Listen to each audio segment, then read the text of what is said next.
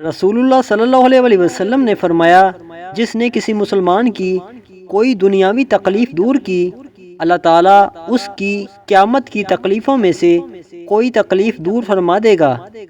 جس نے دنیا میں کسی تنگ دست کے ساتھ آسانی کی، اللہ تعالیٰ اس کے ساتھ دنیا اور آخرت دونوں میں آسانی کرے گا۔